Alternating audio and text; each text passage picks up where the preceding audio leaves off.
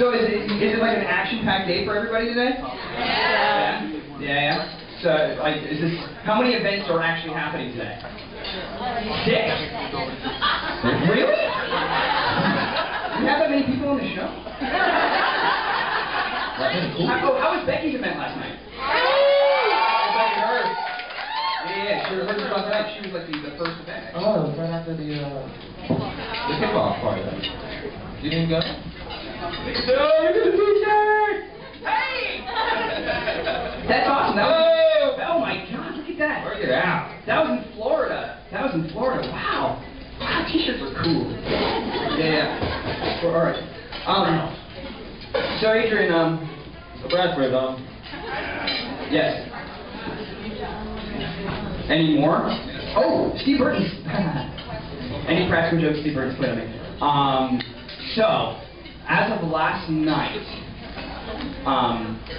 well, Steve Burton has become like he crashes on my couch now. Like he's like this house guest that will never leave. And because he lives kind of far away.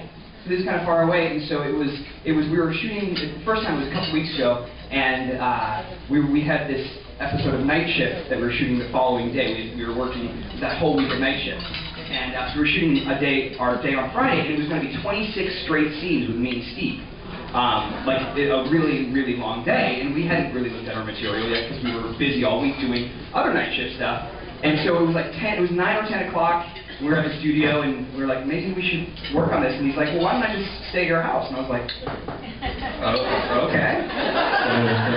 Well, I mean, Steve's got this like. Steve has been around for a while. He has a house and a family, and I have a crappy one-bedroom in Valley Village. I couldn't imagine that Steve Burton would be comfortable in because he likes everything ice cold. Like the room has to be like 55 degrees, and I have a window unit. It doesn't even And so I was so nervous. Like I went back home. He had a couple scenes after I was done, so I raced home. First thing I did was turn the air conditioner, put it as low as possible. And I was going around my house going, how do I outfit my house to accommodate Steve Burton? I don't know.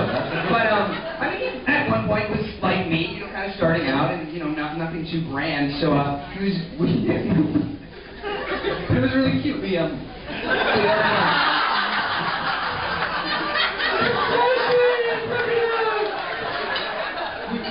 We ordered Italian food to be delivered. He had chicken piccata, and I had eggplant parmesan, and we drank a bottle of wine.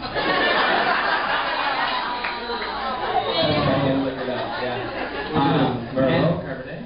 It was a Cabernet. Yeah, it was delicious. And then we played video games. We didn't even really. I guess we did look at our material, but mostly we played video games. But then he came over last night after we saw all you guys last night. Because he had to work at 7:30 this morning, so he crashed again. It was much less eventful. It was much less like a date last night. Although he did take me out to dinner. Yeah. Which was always good. Yeah. So, but yeah, now he's like bro, he's like big bro. Yeah, I know, I love it. And he remarkably finds my futon comfortable. I don't know how to do it. I guess he's like padded with all these muscles. Do you remember the wife beater scene? Like a couple.